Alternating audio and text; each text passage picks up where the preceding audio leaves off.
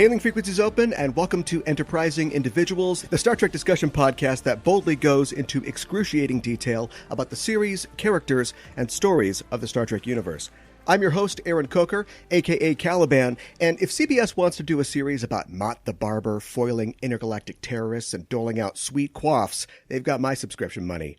I'm joined on this episode by Ryan Britt. Ryan writes both fiction and nonfiction and is the author of Luke Skywalker Can't Read and Other Geeky Truths. He's also a contributor for outlets such as Vice, Tor.com, Inverse, and StarTrek.com, and he's the news and entertainment editor for Fatherly.com, a news and parenting advice site for dads. Ryan, welcome to the show. Thank you. I think you got all the places. I also write for Denim Geek. Yes. Star Trek all the time. How's it going? It's going great. And you have the permission to come aboard. It's been granted. Fantastic. Today we'll be talking about Starship Mine, the 18th episode of the 6th season of Star Trek The Next Generation.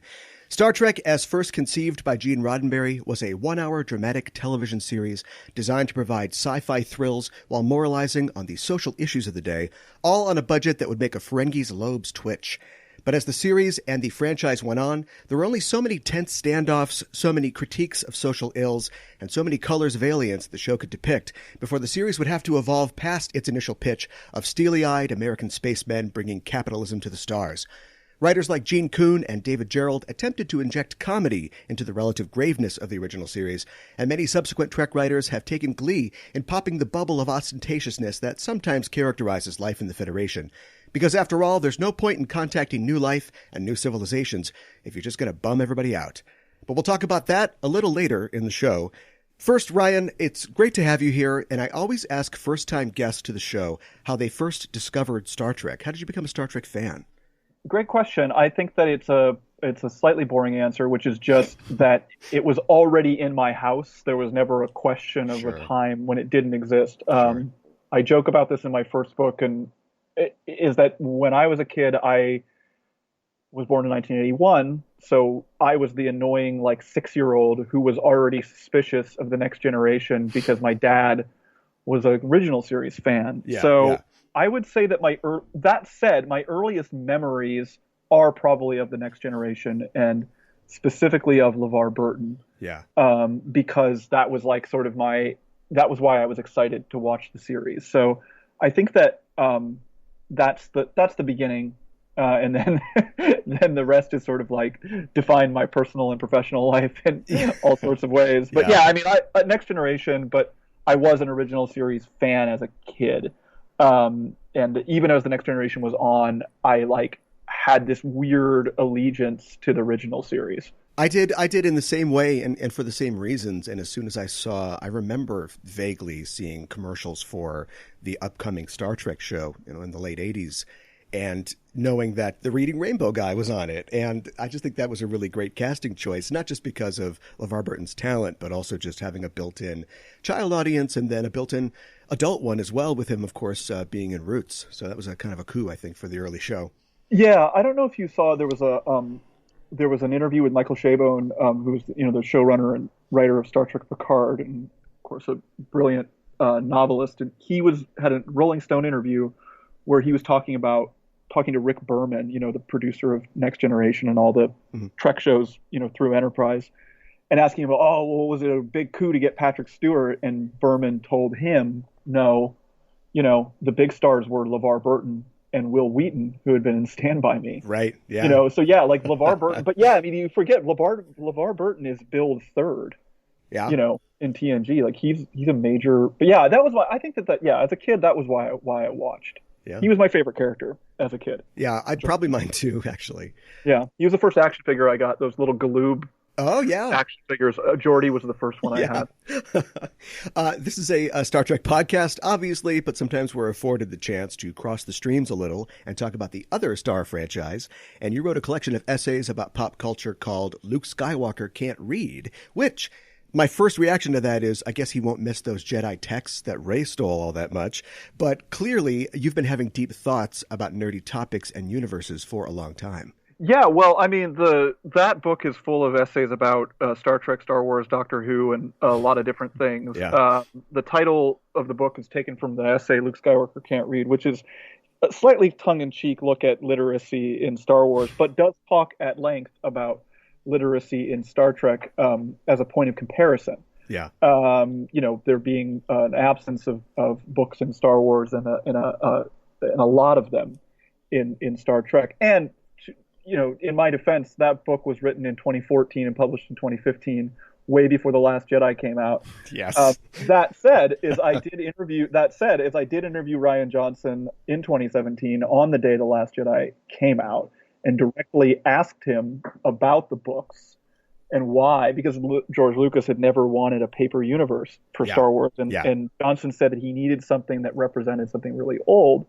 But he did cop to the idea that there's not a good media system in Star Wars, and that at the end of that film, I asked, like, how did the news spread of Luke on the planet Crate? How did that news spread? Yeah. From like those kids are telling the story. He's like, no, it's definitely a game of telephone. It's definitely the oral tradition. Yeah. And I would like to point out that Yoda does make a joke in the movie that Luke is not a great reader. Page turners, they are not. Fine. But yeah, I mean, the overall point of that essay was not necessarily that Luke was illiterate, but that the use of media and the written word in specific in Star Wars in journalism is just completely absent. Yeah. And that fact explains a lot of what's wrong with that culture. Yes. And why it's so. And the reverse being that Star Trek people are very literate and very interested in books and reading, and that is people's love of literature in Star Trek actually kind of defines that franchise in a way that is not true. And Star Wars is sort of dystopic, right? Like, it's a dysfunctional government, right? Yeah. It's always, people are always fighting for their rights. And that's probably because they don't know as much, because they're disenfranchised by a lack of information. Where Star Trek, everybody's really well read, and Kirk's reading Dickens while he's on the way to, to inspect the Enterprise. So I just think that there's like the love of books is just such a huge part of Star Trek that is, it's just integral to why it's popular. So an essay in my first book is about that. So in a sense, it's not just an essay about Star Wars. It's an essay about Star Trek as well. There's a wealth of information in the Star Trek universe, and everyone has easy access to it, which is in stark contrast, like you mentioned, to Star Wars, where you have to, and I know that Star Wars is escapist, but it's so concerned with popular movements and governments and, civics. And how does that information propagate? Although I'd say that Star Trek lacks sometimes as well. I think it's great that everybody has a library card, but you never see really the mass media depicted. You only touch on journalism when Jake decides he wants to be a journalist. And it isn't until the first episode of Picard that we actually see news. You know what I mean? Like, we see this. Oh no! You had those reporters in Generations on the Enterprise. That's true. Feed, yes. You get interviewing Kirk, trying to get sound bites. A satirical depiction of reportors. Yeah, in Generations. But don't you get the sense that, I mean, I agree with you that there's obviously gaps here, like Neil, the Doctor's publisher in the Voyager episode, author, which is weirdly predatory. Yeah, really confusing. Like, how do people buy holographic novels? Right. How does that publisher stay in business? But I mean, I think that, like, that said, I think that with media in Star Trek, particularly with Picard, I get the sense that, like physical books, that there is something that's a niche market, right, in the 24th century. Yeah. Like that the people at Picard's house or Raffi watched the news interview on Space TV or whatever it was, like Federation News Network or whatever it was. FNN. They watch it, but that is inherently an antiquated form of media consumption. Yeah. And that, like, I thought that the what do you call it? The Children of Mars episode did a pretty good job of that, because they showed the images just sort of coming in sort of uncontrollably. Right. Kind of out of context. I talked to the director of that episode right before it aired. I don't have his name in front of me, which makes me feel terrible. I will look it up while we're talking. But he pointed out that they were really struggling with how to depict that, because they were sort of like, well, how would it be? Would it just be numbers coming in? Would it be holographic? Would it be on screens? Mm-hmm. And so that there was there was a question about, they were concerned about how to depict media in the 24th century, even recently in Children of Mars, because it always comes across a little dated, right? Yeah, and it's something you have to project what society and technology and all these things are going to be like in the future, and to try to take on what news and news media would be like that's just a whole. I mean, I'd love to see a show about like the newsroom type show set in the Federation, where you've got like this journalist who's trying to figure things out, but that's got to be such a weird thing to conceptualize, and just for like a 10-minute short trek as well. So it's probably safe to just stick to chyrons and footage and that sort of thing. People would consume the news in a similar way in the future. Right. The director's name of that episode was Mark Pellington. Sorry, I wanted to remember that because he was a really cool guy to talk to about directing that episode. Sure. But yeah, I mean, it is just like, I mean, you're right, is that like depicting it is always going to be weird. I don't. My workaround in my head is that it's still a niche. It's a niche market that people don't. Most people don't consume. Like people reading the newspaper now, like people. Right. That would be a good analogy. Yeah. But like, I think that that Star Trek is. Yeah, I mean, I think the most interesting job in Star Trek would be a science fiction novelist. Yeah. Right. That to me is the most interesting job. Like, who are like, because like Geordi becomes a novelist, right, in like the fake future, and then we know Jake's a novelist. Yeah. But yeah, I mean, at least there are journalists and novelists in the Star Trek future. I guess that's what I will say. Yeah. At least it exists. Yeah. The kind of questions that you explore in Luke Skywalker seem like the kind of arguments that you get into, on the bus ride home from a quiz bowl tournament, when you're in junior high. And I guess by you, I mean specifically me. Like questions like why don't Spider-Man's gloves stick to his hands, or how can Neo control machines outside of the Matrix? Or why is everybody in the Star Wars galaxy just cool with having sentient robot slaves? I think that talking about these things in a fun way is, why science fiction and Star Trek in specific didn't stay in my childhood. I'm working on a new book now that I'm hoping to sell this year and have come out in 2022. Working title is Spock Lives, how the making and remaking of Star Trek changed the world. But one thing that I keep touching on in it is how talking about Star Trek in specific isn't just about talking about childhood escapism. Whereas a lot of big sci-fi fantasy properties is always through that lens of this makes me feel like a kid again. Yeah. But with Star Trek, that's not always true, because sometimes it's like it makes you feel like an adult again. Right, like that's the thing that I kept coming back to in writing the new book, is that there are things about it that it's funny to me now that like what I liked about The Next Generation as a child is very different than what I like now. Yeah, right.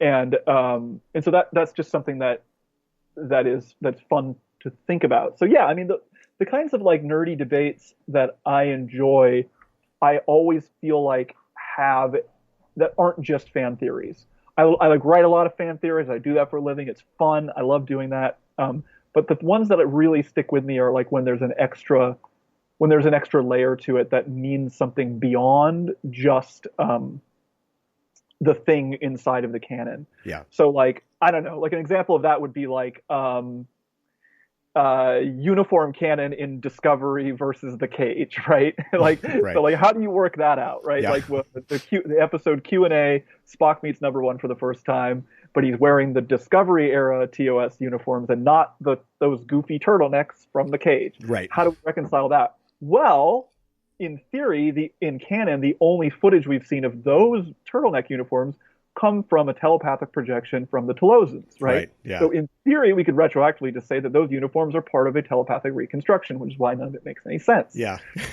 They just wear robes all the time. They don't get pullovers. As far as I know, this is what do they know about clothes? We saw what Yavina wear.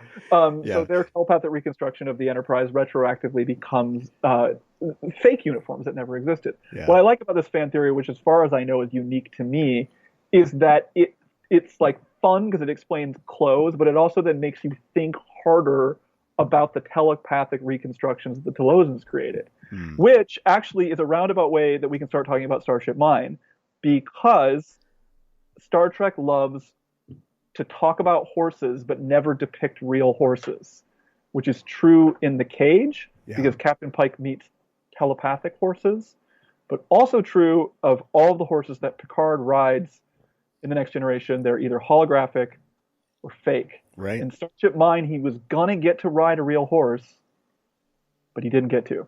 Right. He had to fight terrorists. Right.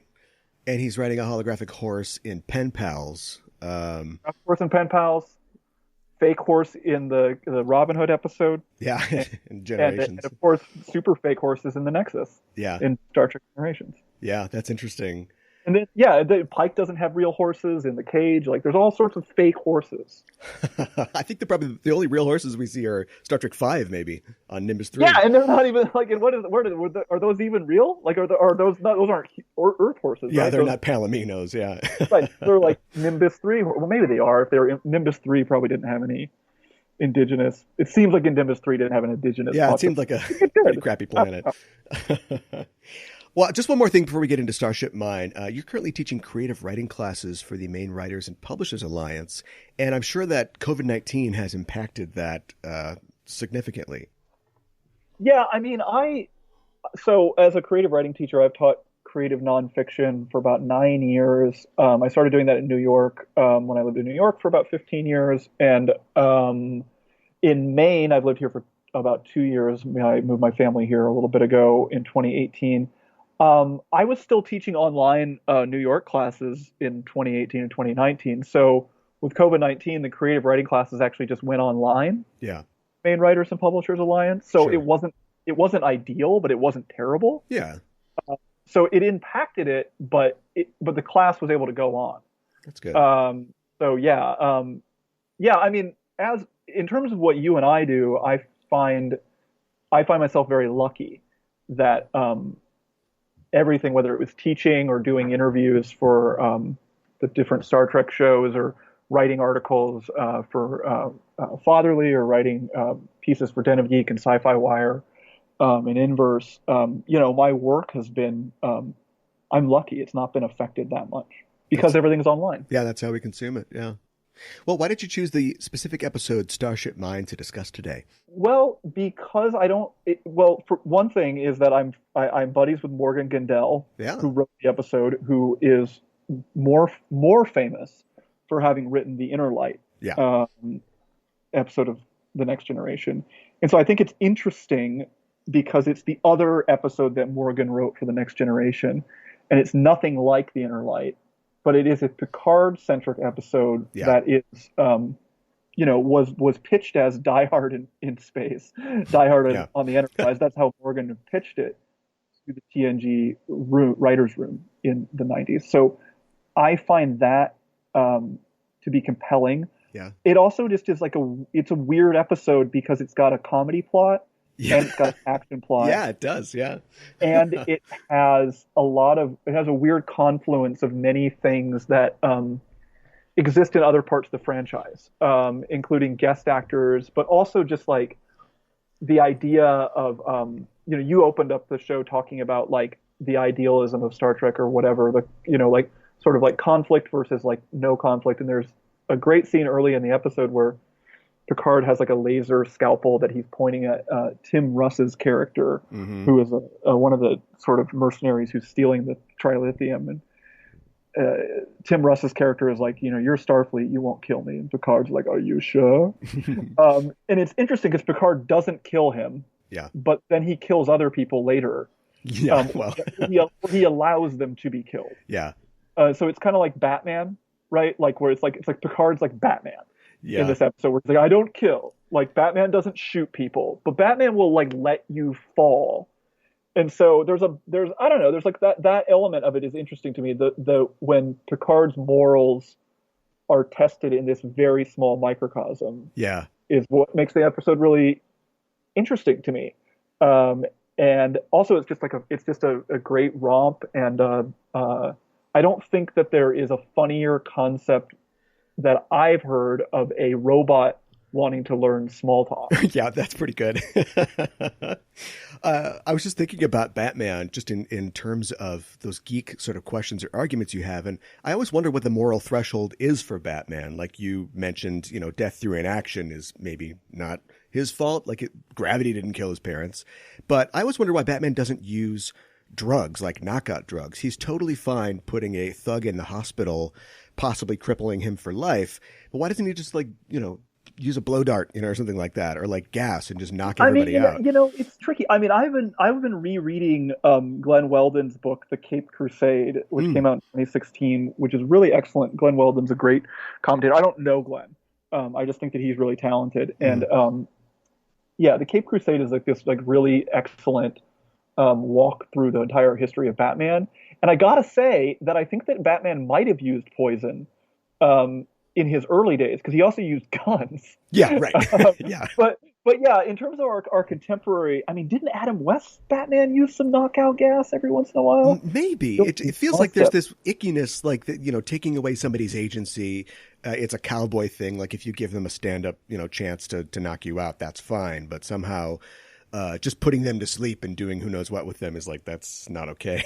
Right, yeah. I mean, I don't know. It's a good point. I think that what I do think that with Picard and Kirk and all the Star Trek captains really, is they are all kind of like Batman though in that way, right? Like they have like these like really strict policies, even like in Star Trek 09, right? Like with Chris Pine's Kirk talking to Eric Bana and being like, well, we'll tow you out of this vortex, and then Eric Bana's just kind of like, no, and okay, like, all right, screw you, so it's like it has that same. They're not Bond. You know what I mean? The Star Trek captains are not Bond. They're more Batman. They're more Sherlock Holmes. It's like they want to give the bad guy a chance. Yeah. I mean, it's not like Kirk was. I think even in the Wrath of Khan, there's like a we're gonna beam the survivors of the Reliant. Off of the Reliant. You know what I mean? Like, and even in the genesis of that, pun intended, space seed. Kirk. Khan poisons the crew, and Kirk has to beat the crap out of him with a piece of styrofoam, right? And they're like, this guy's all right. Let's just leave him on this planet. Yeah. You know what I mean? It's like Adam West's Batman hoping that the Riddler will reform. Yeah, right. So I mean, what I like about Starship Mine is that it walks that line of like weird realism, which I think predicts sort of where Star Trek is now and where it went after that, where it's like when it comes down to the wire, Picard becomes more like Kirk when Kirk is stranded in the original series. Yeah, right. Where like, Kirk's all about, I won't kill him in like arena, right? Yeah. But then in like the Gamesters of Triskelion, Kirk's just like in an arena with other aliens. He's like, I'm gonna stab this guy right now. Yeah. Just like, you know what I mean? So like, I think there's something about that where what I like about it in Starship Mine is that Patrick Stewart, you can see him play it in this really smart way when that one dude gets hit by the baryon sweep, and it's like, yeah, they give him that's a great moment. And Picard just stands there and is like, he's kind of like, I had to kill that guy. Yeah. Well, we are talking the TNG episode Starship Mine, the 18th episode of the 6th season of TNG. It first aired on March 29th, 1993, and it was written, of course, by Morgan Gendel, who we've talked about previously on the show. He is, of course, the Hugo Award-winning co-writer of the TNG episode The Inner Light. He also co-wrote the DS9 episodes The Passenger and Armageddon Game. He was also a writer, co-executive producer, and executive story editor on Law & Order, a writer and executive producer on the series VIP. He co-produced and wrote for the series The 100, and was an executive producer on the Dresden Files series, along with Trek alums Hans Beimler and Robert Hewitt-Wolf. The episode was directed by Cliff Bole, who we've talked about on the show previously, of course. He directed 42 episodes of post-TOS pre-Discovery Trek. The Bolian race was named for him, and he passed away in 2014. The in-universe date for this episode is Stardate 46682.4. And your assignment, Ryan, if you can, is to give us a 25-word synopsis of Starship Mine. Die hard on the Enterprise. I don't even need 25 words. Yeah, get it done. Get it done 5. Or maybe like die hard on the Enterprise. Data becomes annoying. We want to leave Data behind. Yeah. Data becomes the colleague that everyone hates. Here's some interesting facts from our memory banks about this episode. Morgan Gendel, the episode's writer, named his first TNG episode The Inner Light after the Beatles song, and he had planned to keep the streak going by naming this episode Revolution, but there was already a TNG episode named Evolution from the show's 3rd season, so Starship Mine was chosen instead. And of course, this episode is often thought of as Die Hard on the Enterprise. I've read, I think in Captain's Logs by Edward Gross and Mark Altman, that he initially downplayed the connection to Die Hard on the Enterprise. But he did say at Phoenix Comic-Con in 2011 that, the pitch is Die Hard on the Enterprise. Late in the process of producing the episode, Ronald D. Moore was brought in to do a rerun in the episode to give it more of an action feel. And time was short for many aspects of this episode. The standard lighting setups couldn't be used because the normally bright lit ship was powered down, and budget restrictions meant that extras couldn't be used, which worked great for a deserted Enterprise, but it meant that the senior staff were present at a reception for just them and Hutch, I guess. It was basically just them there, kind of a small party. Kelsey's weapon in the episode is the prop that was used for the rare Baryon T disruptor, which we previously discussed on our episode about the most toys. No confirmation on whether the gun is a Baryon T disruptor, but they get even more rare, presumably, when Kelsey's ship explodes during the episode's finale. Trilithium resin is the MacGuffin in this episode. It appears again as a dangerous and volatile compound in the Star Trek film Generations. And I was going to ask you about Captain Picard doing the Vulcan nerve pinch in this episode, which is never confirmed, but I think Fanon holds that maybe he learned that trick when he mind melded with Sarek. Is that what you think is going on? Yeah, I think that you could argue that it's, well, look, I have a lot of theories about what Picard knows about Vulcans, but I do think, though, I wonder where you got the detail about Revolution. Because I actually, the first time I interviewed Morgan in 2010, I feel like I'm like, did I break that story? I may have. Oh. I wonder where that came from, because I remember talking to him, because the whole reason I'm friends with him is because we both like the Beatles. Oh, yeah, really? Me too. I talked to him at New York Comic Con a long time ago, 10 years ago, about the George Harrison connection with the Inner Light.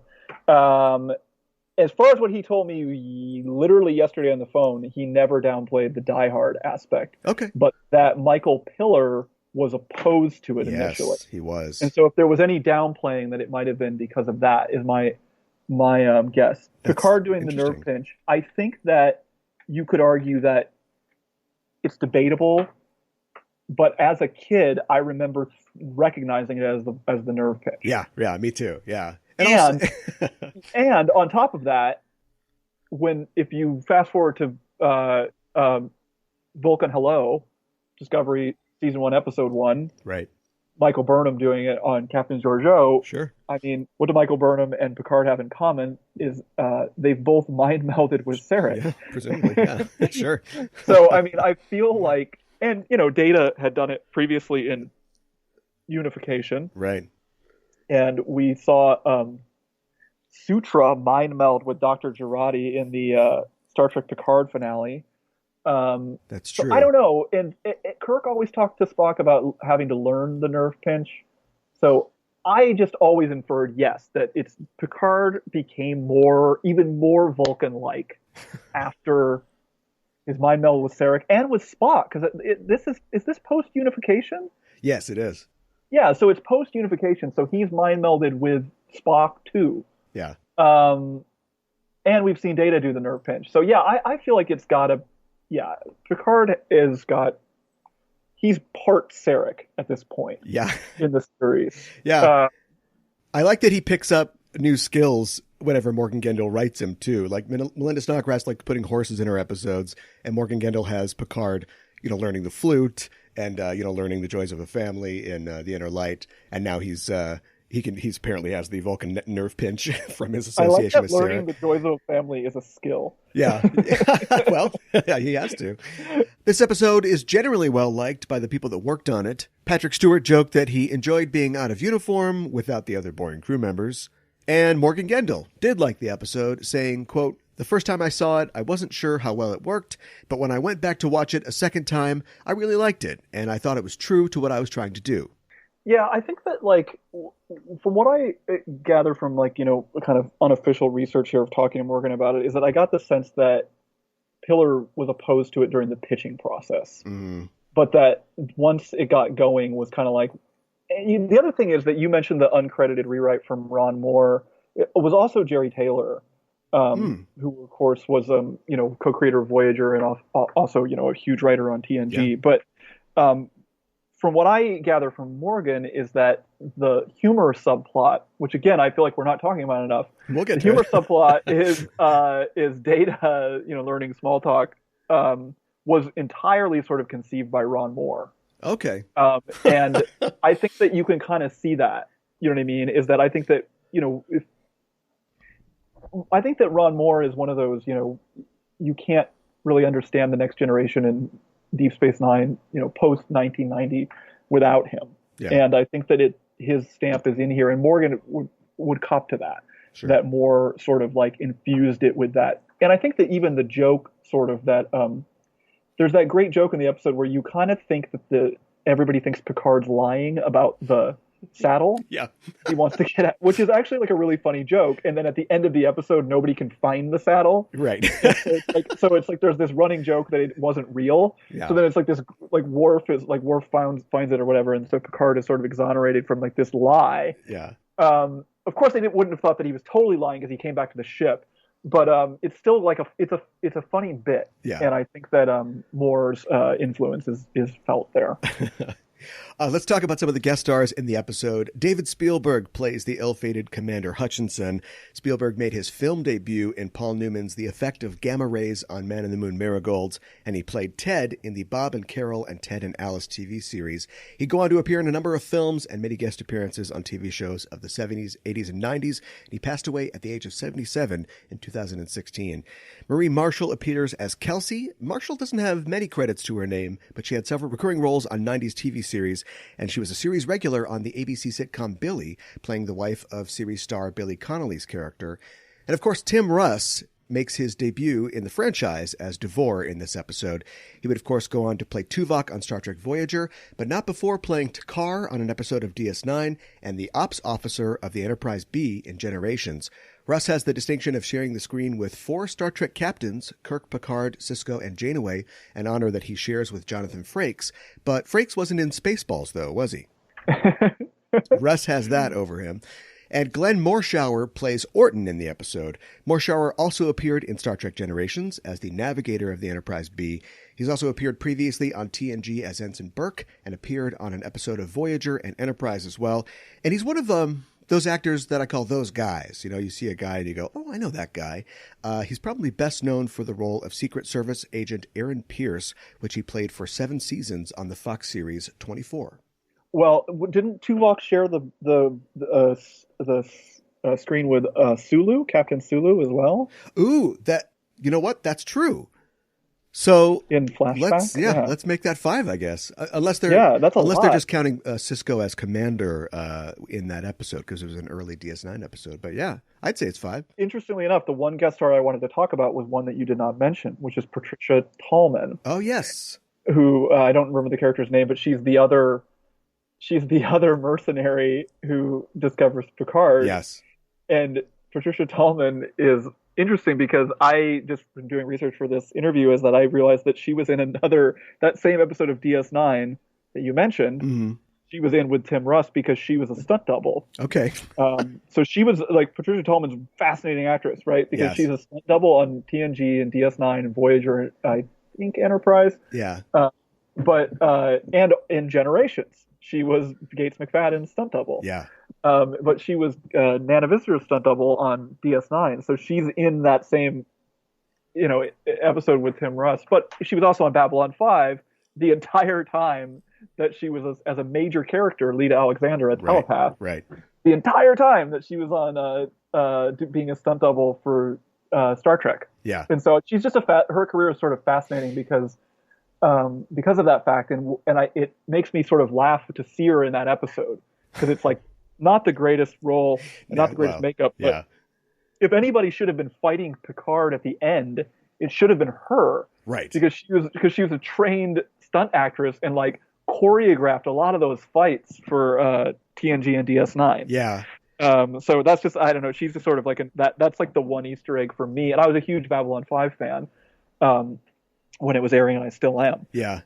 And so she's the one that I kind of, and she's like in a million TNG episodes. Yeah, she's a long career with TNG. A lot of them, and she's like in Generations, like when the ship is crashing, Like, yeah, if this is Die Hard, then Kelsey is Alan Rickman's character. She would be the Alexander Godunov. She should be the heavy. There you go. Yeah, there you go. Yeah, that's good. Yeah. Yeah. Picard just keeps his shoes on, unfortunately. Yeah, right.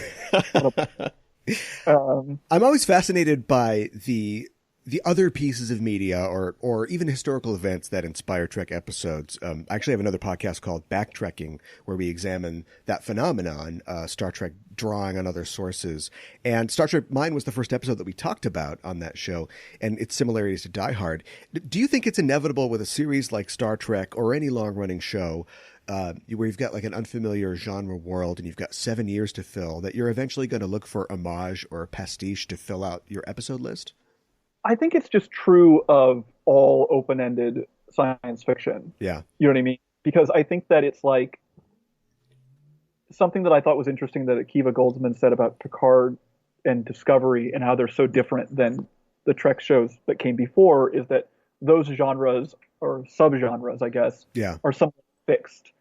You know, Picard being a science fiction drama show and Discovery being a science fiction action show. But within the original series and Next Generation, and even in DS9 and Voyager and Enterprise, you have, there's a freaking Western in Enterprise with real horses, by the way. Right. Yeah.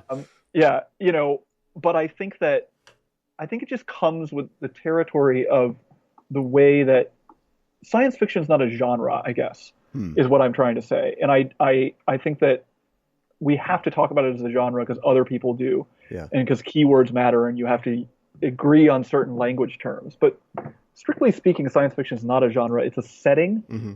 And in Star Trek, it really is just a setting. Mm-hmm. I was rereading the making of Star Trek recently that was published in 1968 that's about, the making of Star Trek.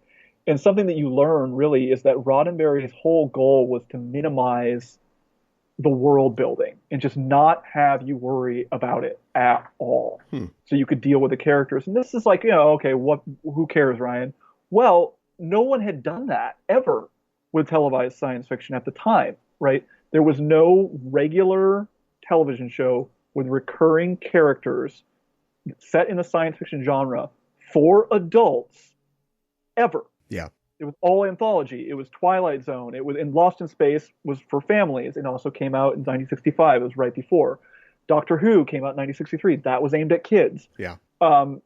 So having an ongoing series with regular recurring characters is the first innovation that Star Trek created. Yeah. So I think that you inevitably had to just say, okay, well, what other genres can we mine? And I think in the original series, that's pretty evident. I was, with the submarine films, from Balance of Terror, sure, or whatever. Yeah. But Deep Space Nine had a Bond episode. Very self-consciously. Yeah. My favorite original series episode is A Piece of the Action, and I probably experienced that before I experienced real mobster movies. Yeah. You know what I mean? Yeah. So I don't know. I think in some ways Star Trek gives you, when it does it right, it gives you an ideal version of those things. Sure. In a bite-sized form. Patrick Stewart was not a bad Robin Hood. Yeah. Saying. Data is not my favorite Sherlock Holmes, but you can probably tell me this off the top of your head. The actor who played Moriarty in the two Sherlock Holmes episodes, Ship in a Bottle and Elementary My Dear Data, is my favorite Moriarty. Interesting. So I think that I think that through the homage and through the when Star Trek does a pastiche of a very obvious genre, mm-hmm. I think that sometimes it can weirdly eclipse that in its pastiche. And I think the Moriarty from Elementary My Dear Data is the best example. Find me a better period-specific Moriarty. Not Andrew Scott from Sherlock, he's great. But a period-specific Moriarty, no. Yeah. He's the best. I think that I would agree with you both on your statement about Moriarty and also about Trek's use of pastiche. And over Michael Pillar's objections, I think like it when Trek takes departures from being Trek now and again. And doing a Die Hard, I think, is a great idea. And once you get into it, it's amazing how it's amazing the explicit comparisons that you can make and the way that you can turn this thing that you would never think of in comparison to Die Hard into that exact thing. Like if you just look at the elements that you've got that make Die Hard. You mentioned the shoes. It's too bad they couldn't find a way to get his shoes off, but maybe that's a little too far. But just having like Picard knowing, the ship better than the terrorists that he's fighting, so he gets to crawl around and he's setting traps and he's taking them out one by one. And he should have marked all the terrorist names on his arm with the 24th century equivalent of a Sharpie. Yeah, I agree with you, but I will say what I think works about this episode is that it does actually stick to what we were talking about with Batman earlier. It sticks to the Star Trek ethics. Yeah. So what you get to do is instead of Picard standing on the bridge with his full crew and being like, we're not going to, let this planet die or this freighter run into this other thing. Yeah. Is you actually put those morals to the test in the moment when it is just him. Interesting. And it is just the ship. And so I think that it actually, and again, I think that some of this is in the writing, but I think some of it is just in the performance. Yeah. And I think that one scene at the beginning, again, that we talked about with the Tim Russ character, you're a Starfleet, you won't kill me. Yeah. Are you sure? Picard is bluffing. Yeah. You know, and he it seems you're right. You know what I mean? And he renders that guy unconscious twice. Yeah. With the nerve pinch and then with the hypo spray. So, but it's like, I think that it's interesting because it does show you, it's like, well, this philosophy only works so far, right? Like it'll only take them so far. But when it comes down to it, Picard, like Kirk, he's trained to kill. He'll do it. Yeah. Like if necessary, he'll do it. And I think and I don't think really there's another episode of The Next Generation that really shows you that. And even in First Contact, you get away with it because Picard's like enraged and is on this Ahab quest to kill the Borg. Yeah. Yeah. So it's like, whatever. Picard's not himself. It's him murdering that poor Ensign Lynch in the hallway is because Picard's having a bad day. Yeah. And he needs to take a nap. But in this episode, it's like Picard is completely in control and he's totally himself. And he's just like, this is my ship. Yeah. And these guys are going to rip it off. And I'm going to stop them, and I'm going to kill him if I have to. Yeah. And it's just like, and he does it almost with a look and with his eyes, where he's just kind of like, and it starts the episode, he definitely doesn't kill Tim Russ. Moves on, the actor you mentioned, that guy, gets hit by the baryon sweep. Picard kind of nods. By the end of it, Kelsey's, little device comes off the trilithium container. Yeah. He's on the horn with Data, or she won't get far. It's like it's almost like a Connery pun. Yeah, it's his one. End. Yeah, it was one where liner. He's like, I don't think she'll get far. Yeah. It's not a Connery pun, but it feels like he got the point. Yeah. It feels like his like booyah. Yeah. And then then it explodes, and then the next thing he's back in sick bay, and everything's fine. He's like, it's like, well, what did you do on your holiday, Picard? And he's like, I kill all these terrorists. Yeah. Yeah. So if you fast forward to Discovery, people's criticisms of Discovery was it was too violent or whatever, and I don't think that those criticisms are overwhelmingly the majority, but that criticism existed in the first season of Picard too, as it was airing. Yeah. Is I think that those shows are a lot like Starship Mine insofar as they're like, okay, right, but what if Starfleet doesn't have the option of being Starfleet? Mm-hmm, mm-hmm. What if they're not allowed to be Starfleet? And even in the Vulcan Hello, which has this interesting little connection that we talked about, because a human who is mind melded with Sarek, uses the nerve pinch, Picard uses the nerve pinch, a pacifist Vulcan gesture, right? Mm-hmm. But the episodes deal with the same thing. Georgiou is like, Starfleet doesn't fire first. Burnham's like, well, we got to kick these guys' asses or they're going to kill us. Picard's the same way. He starts the episode saying, I probably won't kill you because I am Starfleet. By the end of the episode, he's like, you know what, I'm going to kill all these people because I am Starfleet and I don't have a choice. Yeah. Otherwise, something bad is going to happen. So I think that earning the desperation, it's not as hardcore as Discovery, but the desperation is there. Oh, for sure. Picard. And I think that is interesting because I think that testing the Star Trek ideology is where notice that none of these characters were Starfleet who were ripping off the Enterprise, but some of them were human. Yeah. So I imagine had Roddenberry been alive when this episode was being produced, I imagine he may have objected to that. Yeah. Just as he objected to the Enterprise crew members conspiring to assassinate the Klingon Chancellor in the Undiscovered Country. Yeah. Right. So I think that when Star Trek tests its moral, high-minded philosophy, in this case through a die-hard plot device. Yeah. But I think it actually still gets to be Star Trek, even though it is using another genre to make a different point. Yeah, and they were committed to that darkness and that testing as well. I mean, it would strain credulity a little bit, but when we get to the end of the episode, we could just see that Picard has taken these guys out and then, piled their bodies in 10 forward, awaiting, beaming them off to jail or whatever. But like you said, he's put in that position where I really wish it didn't have to go this way, but what am I going to do? Like, I can't let them get away and hurt so many more people with this trilithium resin. So they definitely wanted to put Picard in that situation, and we see the way that he deals with it. I also just think it's important that there was so much in it. This is season 5, you know what I mean? There's so much of Picard not being an action hero. Mm-hmm. And then, but by the time you get to the films, well, it's a total inversion. It's a different story, Yeah. right? But I think that it was important. I remember even as a kid, it being like important that because Picard is so much older in appearance than Kirk. Mm-hmm. I think that it's important that he does kind of kick some ass in that episode. Sure. And that you do sort of are like, oh yeah, this guy, like if it is just him in the ship, he's going to become the entire crew. Essentially, like he goes to Worf's quarters, right? Yes. He gets the Yes. bow and arrow. So it's like he becomes everyone. And so you're like, oh yeah, he is the best person for this job. And the reason why is what we're witnessing. Yeah, he's got all those skills. Yeah. Is that he has all those skills. I think that's something that's cool that like Voyager did with Janeway and DS9 did with Cisco, and to a lesser extent Discovery has done with Pike or whatever. But like that the captain can do it all. They can actually do all of these things. Yeah. That their other crew members can do if necessary. Yeah. And obviously we knew that about Kirk. But with Picard, there was so many seasons of like, you're not supposed to go on the away team, and Yeah. you've got an artificial heart, and Yeah. all this stuff. So I think it was nice just to see him that way. Yeah. I also like, just before we talk about comedy, I also like the fact that in sort of condensing this episode from, a 2-hour Die Hard to like a 45-minute episode, you see overlap. Like Picard is both the John McClane, but he's also kind of the Bill Clay character in this as well, because he takes on this persona of Mott the Barber to sort of infiltrate the terrorists when he's captured and get more information, which is kind of what Alan Rickman's Hans Gruber does in Die Hard.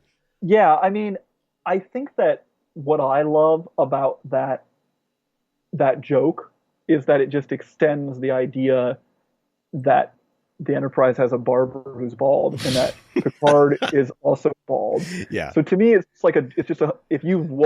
rewards you if you've been watching the show and you know who Mott is.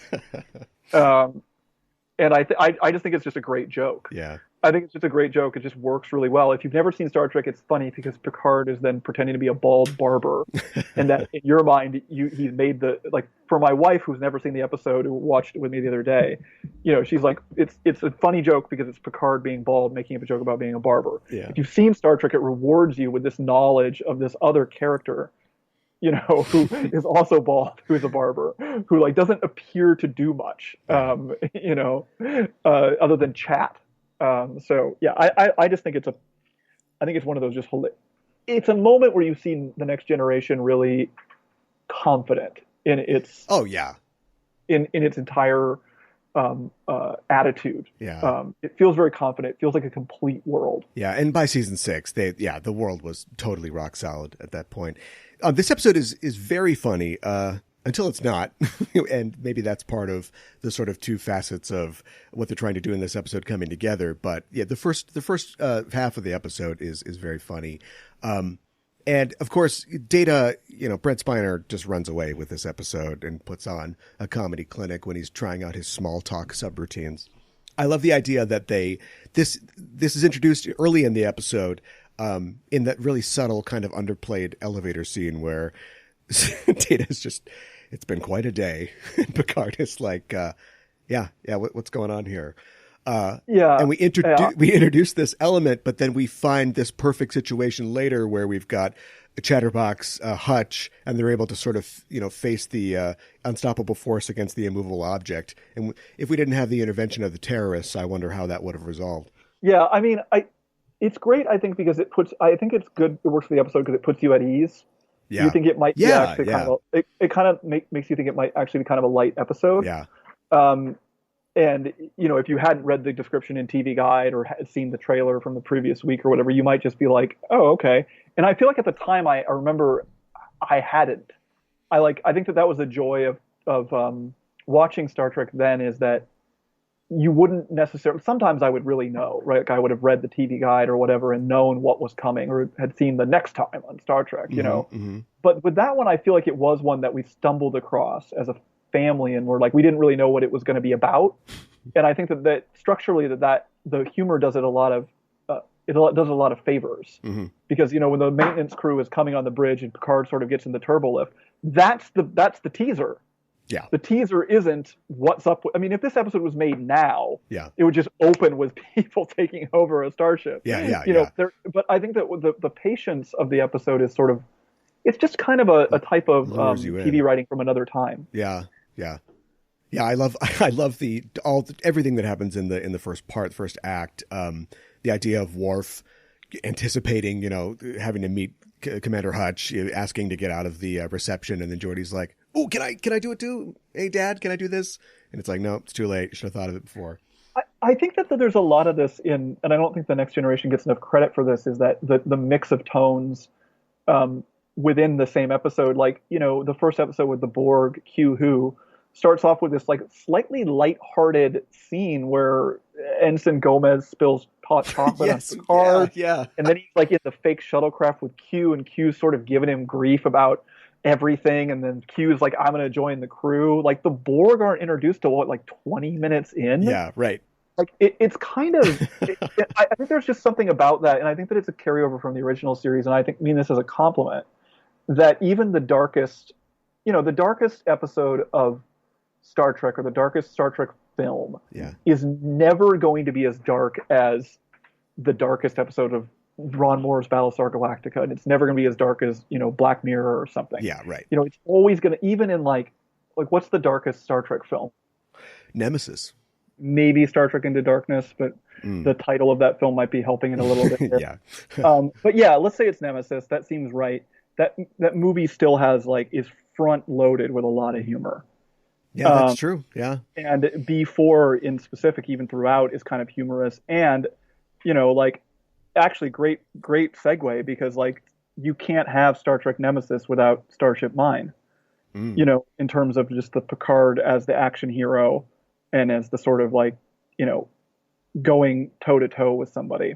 Yeah. But yeah, I'd say that film is similar. I mean, that's a weird film. It's definitely not my favorite Star Trek film, but I do like elements of it, I will say. And I wouldn't, people keep saying they want a young Picard to be played by James McAvoy, and I don't know. If there was a Stargazer movie and it starred Tom Hardy, I don't know. That sounds kind of awesome to me. It does sound kind of cool. Think about it. They could just, but think about it. It would look like the Wrath of Khan, because it would be those uniforms and those sets. Yeah. And you could just have Tom Hardy as Picard on the Stargazer. Do the Picard maneuver. Yeah. I could see that. It wouldn't have to be any of the stuff we already know. It could be other stuff. Yeah. I mean, in theory, it's the Cardassian Wars, right? I wrote a piece about this for Den and Geek a couple months ago about how that's the biggest era that's unexplored. Okay, it's interesting. Era in between TOS films, and beginning of the Next Generation. We really don't have a good sense of what happened in there. Kind of TNG's Discovery era. Yeah, but it's 6 decades. Well, yeah, it's a little earlier, yeah. Yes, but it's strange because it is so long, and it is this interesting sort of period where the technology doesn't seem to change as much. Right. Right. And and that seems absurd, but then you think about now about how long has it been since we've built a new space shuttle? Since the 80s? Yeah, that's true. And that's so true. It's I feel like that era of in between the TOS films and TNG is why did the Federation kind of like stagnate a little bit? Was it the Cardassian Wars? Was it something else? Yeah. You know, the Stargazer looks like it's basically the same tech that the Reliant had. There's like 60 years in there where they kind of were using the same kind of spaceships. Yeah. So I don't know. All that stuff is really interesting to me. So that's a little bit of a tangent, but but they can change uniforms like every week. So who knows? Not then. From 2285, the Wrath of Khan through right before the Next Generation, they're for like 40, 50 years. Yeah. They're wearing the monster maroon, the red, right, red Nick Meyer uniforms. Yeah. You know, and I think that's just so interesting because like everything else, like you know they change uniforms like 6 times, and you know the 2250s or whatever, you know, like forget it in the Next Generation era. Like, God. I was just writing about this the other day with Lower Decks, where you're like, okay, so they had first contact uniforms, now they're gonna have the Lower Decks uniforms, but then 5 years later they're gonna have the Picard flashback uniforms. Yeah. That's why they have to do that era, so they could retcon another 10 costume changes into it. Well, I think that they shouldn't do it because I think that would make it like a period piece, and that would be really cool. Yeah. But my theory about that, and again, I don't think this is mine. I think this is out there, but because at some point time travel became so prominent that Starfleet was like, let's just change the uniform every 5 years. Right. That way, if someone is time traveling and they're lazy, we will immediately know something is up. That's an amazing theory, and it's probably the best commercial I can think of for Luke Skywalker can't read. So people should definitely check that out. Thanks for coming on. We've got so much more that we can talk about. We'll have to have you back. But there's a couple of questions I always ask guests on the show. First of all would be, in a situation of my space dad can beat up your space dad, who's your favorite captain and why? I have to say that my favorite captain is right now Sisko. And the reason why is because he's the only parent. Yeah. And I am a parent. And I've been a parent for 3 years. And he's the captain I relate to the most now because he's a parent. When I was younger, Kirk's a parent as well, but he's a bad parent. Yeah. So I can't. So Kirk is one of those, like, I think that when I was a kid, it was definitely Kirk. Picard is right there. I also really, really like Pike because I like Anson Mount so much. Yeah. So I'm really into Anson Mount, and I really am into his the way that he plays Pike. Yeah. But I like Sisko because he's the most relatable and most realistic. Now that we've reached the end of the show, you'll receive a commission and the rank of ensign. What department on the ship do you work in? Oh man, that's a great question. I guess I work in command, but like lower, because I don't really know anything about the other. I'm not good with science or engineering, but I think that I'm good at organizing things. Sure, yeah. I think that I would probably be good at what Hutch does. Okay, sure. In Starship Mine, I think that as long as the small talk could be about science fiction, I could organize receptions on the Enterprise and maybe program the holodeck. But the writing part of it, not the engineering. Yeah. I think a lot of the organizational stuff would probably go to command cadets and ensigns. Now that we've gotten rid of the secretary, young yeomans of the original series, like a lot of that clipboard stuff would be young command track people. Yeah, I feel like that. Yeah, I mean, I don't think those jobs are terrible because you wouldn't necessarily get beamed down and blown up. Right, just pushing papers. You might get to do cool stuff. Like you might get to be like, oh, remember when we had the Klingon Chancellor? Yeah. Who planned that party? Assisting diplomatic functions. Yeah, for sure. I don't know. Pretty cool. Well, Ensign Britt, thanks for joining me to talk about Star Trek and the Star Trek universe. If people want to continue the conversation, and they can at EISTpod on Twitter and the Enterprising Individuals Facebook page, where can people find you online? They can find me at Ryan C. Britt. That's Twitter. And they can also find me at Ryan Britt Writer. That's my website. But every day I write something for Inverse.com about Star Trek or Star Wars. Sure. Every week I write something for Den of Geek about Star Trek. And I will be doing a ton of interviews for Sci-Fi Wire and Inverse about Star Trek Lower Decks. Great.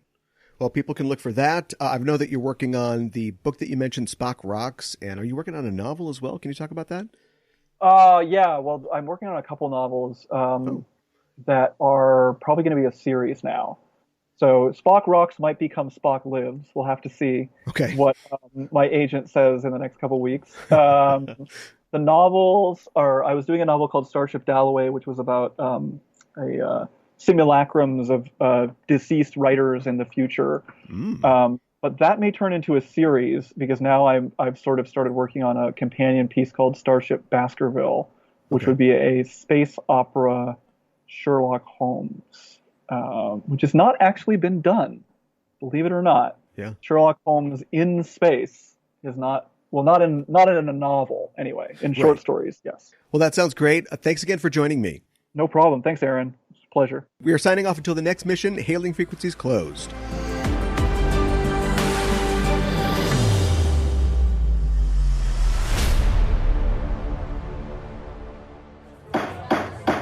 Your Honor, a courtroom is a crucible. In it we burn away irrelevancies until we are left with a pure product, the truth, for all time. Oh man, this is so intense. Data's on trial for his life. I know. This episode, The Measure of a Man, is based on the Supreme Court's Dred Scott decision of 1857. And every week on Backtracking, we take a look at the real-world events that inspired classic Star Trek episodes. Sorry. Shut up! Shh. Who are you? We're the hosts of Backtracking. I'm Caliban. You will both be taken to the brig and from there to the nearest starbase, where you will answer charges for what you have done. And I'm Gooey Fame. This is not a game. This is life and death. You can follow us on Twitter. Backtracking is available wherever you listen to podcasts. You go f*** yourself.